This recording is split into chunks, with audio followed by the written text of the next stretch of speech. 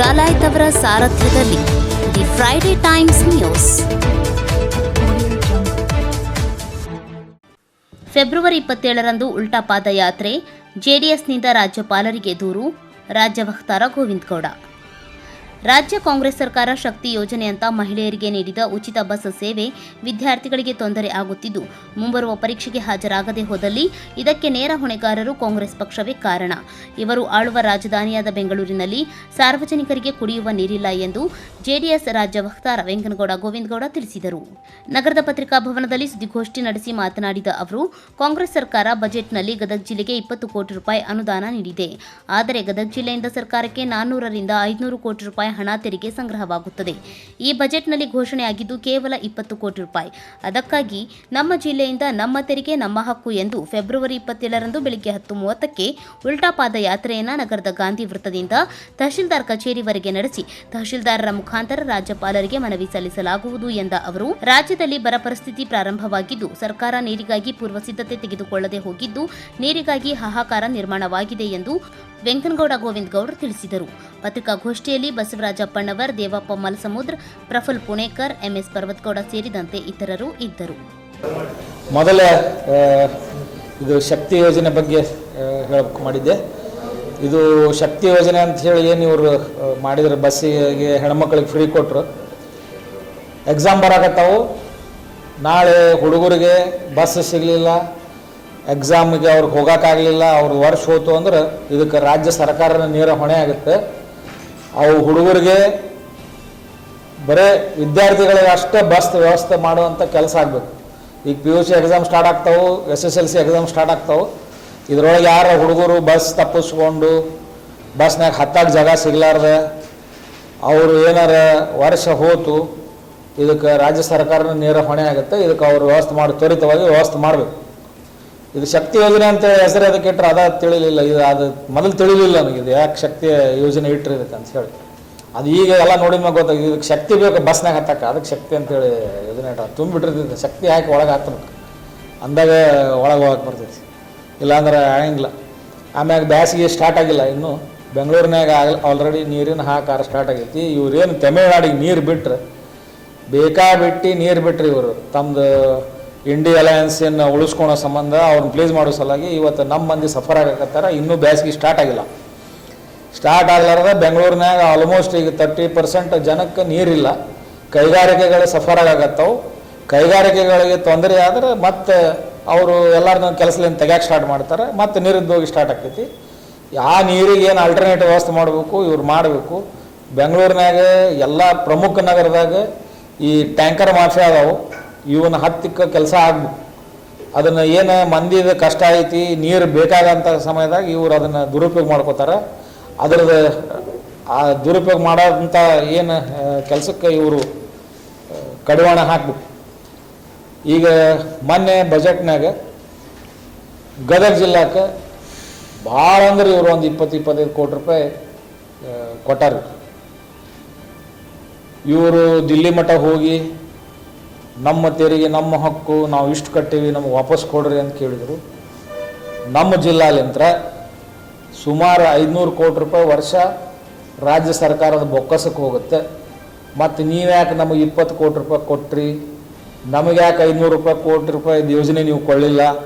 ಮತ್ತು ಈಗ ನಾವು ನಮ್ಮ ತೆರಿಗೆ ನಮ್ಮ ಹಕ್ಕು ಅಂಥೇಳಿ ನಮ್ಮ ಜನನೂ ಕೇಳ್ತಾರೆ, ನಮ್ಮ ಜಿಲ್ಲಾ ಜನನೂ ಕೇಳ್ತಾರೆ. ಡೆವಲಪ್ಮೆಂಟ್ ಅಂತೂ ನಮ್ಮಲ್ಲಿ ಇಲ್ಲ. ಈಗ ರಿವರ್ಸ್ ಡೆವಲಪ್ಮೆಂಟ್ ನಮ್ಮ ಜಿಲ್ಲಾದಾಗ. ಈಗ ನಾವು RTO ಆಮ್ಯಾಗ ತೆರಿಗೆ ಏನು GST ಸಂಗ್ರಹ ಆಗುತ್ತೆ, ಅದು ಎಕ್ಸೈಸು, ರೆವಿನ್ಯೂ ಡಿಪಾರ್ಟ್ಮೆಂಟ್ ಏನು ನೋಂದಣಿ ಆಗ್ತಾವೆ, ಇವೆಲ್ಲ ಸೇರಿಸಿ 400ರಿಂದ 470 ಕೋಟಿ ರೂಪಾಯಿ ಪ್ರತಿ ವರ್ಷ, ಸ್ವಲ್ಪ ಹೆಚ್ಚು ಕಡಿಮೆ ನಮ್ಮ ಜಿಲ್ಲಾಲಿಂತ್ರ ಇದು ಕಲೆಕ್ಷನ್. ಇದನ್ನು ಹೊರತುಪಡಿಸಿ ಏನು ಪೊಲೀಸರು ದಂಡ ಹಾಕ್ತಾರೆ, ಇವು ದಂಡ, ಆಮ್ಯಾಗ ಬೇರೆ ಈಗ ಪೆಟ್ರೋಲ್ ಮೇಲಿನೂ GST ಐತಿ, ಅದೆಲ್ಲ ಇದರೊಳಗೆ ಕನ್ಸಿಡರ್ ಆಗಲಾರ್ದ ತೆರಿಗೆ. ಇದನ್ನು ಅವನ್ನೆಲ್ಲ ಹಿಡಿದ್ರೆ ಇನ್ನೂ ಭಾಳ ಆಗ್ತೈತಿ. ಆದರೆ ಇವರು ನಮ್ಮ ಜಿಲ್ಲಾಕ್ಕೆ ಭಾಳ ಒಂದು ಏನದು ಕೋಲ್ಡ್ ಸ್ಟೋರೇಜ್ ಒಂದು ಕೊಟ್ಟಾರ, ಒಂದು ರೋಣದಾಗ ಒಂದು ಕಾಲೇಜ್ ಕೊಟ್ಟಾರ, ಅದೇನೋ 2 ಕೋಟಿ ರೂಪಾಯಿ ಏನದು ಬುದ್ಧ ಧಾಮಕ್ಕೇನೋ 2 ಕೋಟಿ ರೂಪಾಯಿ ಕೊಟ್ಟಾರ ಅಂತ ಹೇಳಿದ್ರು.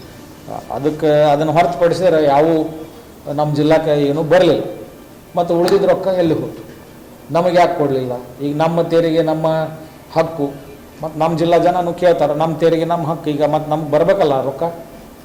ಅದಕ್ಕಿಂತ ನಾಟಕ ಮಾಡೋಕ್ಕೆ ಹೋಗ್ಬೇಡ್ರಿ. ಇಲ್ಲಿ ನೀವು ಇದನ್ನು ದುಡ್ಡು ತೊಗೊಂಡೋಗಿ ಅಲ್ಲಿ ಹಾಕಿರಿ, ಆಮ್ಯಾಗ ₹1,00,00,000 ಸಾಲ ಮಾಡಿರಿ. ಆ ₹1,00,00,000 ಸಾಲ ಹರಿಯಾಕೆ ನಮ್ಮ ಜಿಲ್ಲಾದವರು ತೆರಿಗೆ ಕಟ್ಟಬೇಕಲ್ಲ. ಮತ್ತು ಅದಕ್ಕೆ ಯಾರು ಉತ್ತರ ಕೊಡ್ತಾರೆ?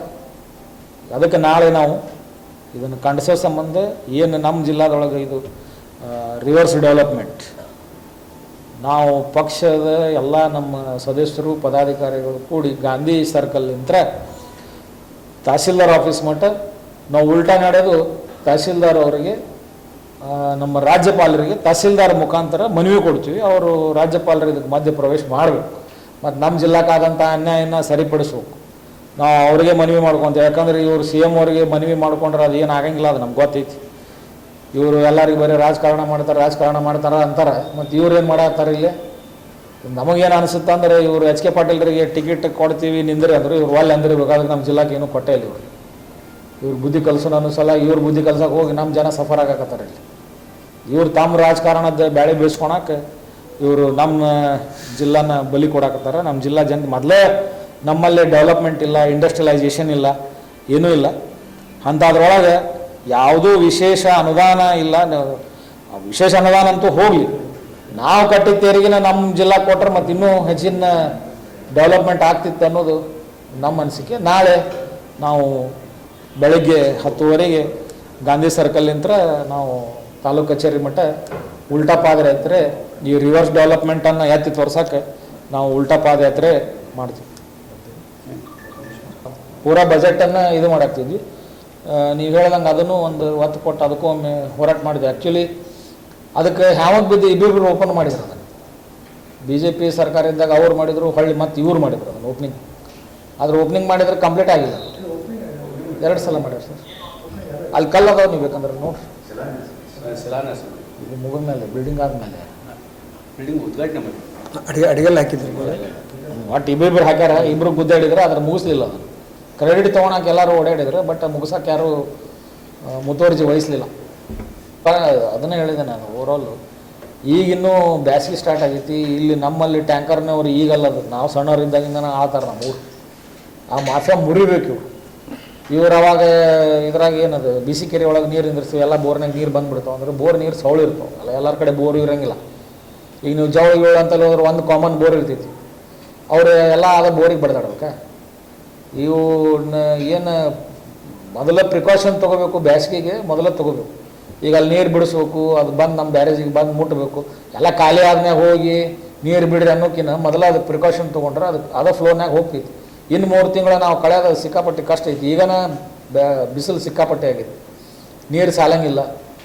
ಮತ್ತು ಅದು ಪ್ರಿಕಾಷನ್ ಮೊದಲೇ ತೊಗೋಬೇಕು ಇವರು ಕ್ರಮ. ಈಗ ನೀರು ಕಮ್ಮಿ ಐತಿ ನೀರು ಅಂದ್ರೆ ನೀರು ಬಿಡಿಸ್ಬೇಕು ಮೊದಲು. ಬಿಡಿಸಿದ್ರು ಅಂದ್ರೆ ಅದು ಬಂದು ಮುಟ್ಟಾಕ ಟೈಮ್ ಹಿಡಿತೈತಿ. ಎಲ್ಲ ಒಣಗಿ ಆದ್ಮೇಲೆ ಅರ್ಧ ನೀರು ಮತ್ತು ಭೂಮಿಯಾಗ ಹೋಗ್ತೈತಿ. ಮತ್ತು ಅದು ಬರೋ ಮಟ್ಟ ಇಲ್ಲಿ ಟ್ಯಾಂಕರ್ನವ್ರು ಹಾವೇ ಸ್ಟಾರ್ಟ್ ಆಕೈತಿ. ಪಾಳೆ ಹಚ್ಚಬೇಕು. 300 ಇದ್ದಿದ್ದು 500, 600. ಆಮ್ಯಾಗ ಅವ್ರು ಏನು ಮಾಡ್ತಾರೆ, ತಮಗೆ ಯಾರು ಹತ್ತಿರ ಇರ್ತಾರೆ ಫಸ್ಟ್ ಹಾಕ್ತಾರೆ. ಈಗ ಅವ ಇಲ್ಲಿ ಇದ್ರಾಗಿರ್ತಾನೆ ಅಬ್ಬಿಗಿರಿ ಕಂಪೌಂಡ್ನಾಗ, ಬೆಟ್ಟಿಗೆರೆ ಅವ್ರು ಹೇಳಿದ್ರೆ 4ನೇ ದಿನಕ್ಕೆ ಹೋಗ್ತಾನೆ. ಯಾಕಂದ್ರೆ ದೂರ ಆಗುತ್ತೆ, ಅವ್ನಿಗೆ ಇಲ್ಲಿ ಹತ್ತಿರದಾಗ ಲಾಭ ಅದು. ಇದೆಲ್ಲ ಜನ ಫೇಸ್ ಮಾಡ್ತಾರೆ. ಕುಡಿ ನೀರಿನ ವ್ಯವಸ್ಥೆಗೆ ಮೊದಲೇ ಇವರು ಅದಕ್ಕೇನು ಕ್ರಮ ಕೈಗೊಳ್ಬೇಕು, ಮೊದಲೇ ಕೈಗೊಳ್ಬೇಕು. ಇಲ್ಲ, ಮುನ್ಸಿಪಾಲ್ಟಿಯವರು ಟ್ಯಾಂಕರ್ನ ತೊಗೊಂಡ್ಬಿಡ್ತಾರೆ. ಆ ಬಿಲ್ ಎದ್ವಾತುದ್ದ ಬಿಲ್ ಹಚ್ತಾರೆ ಟ್ಯಾಂಕರಿಗೆ. ಒಂದು 4 ಟ್ರಿಪ್ ಆಗಿದ್ರೆ 8 ಟ್ರಿಪ್. ಅದು ಬ್ಯಾಸಿಗೆ ಬಂದರೆ ನಮ್ಮ ಮುನ್ಸಿಪಾಲ್ಟಿ ಅವರಿಗೆ ಅದೇ ಬಂಗಾರ ತತ್ತಿ ಹಿಡು ಕೋಳಿ ಆಗಿಬಿಡ್ತಿತ್ತು. The Friday Times News, Gadag.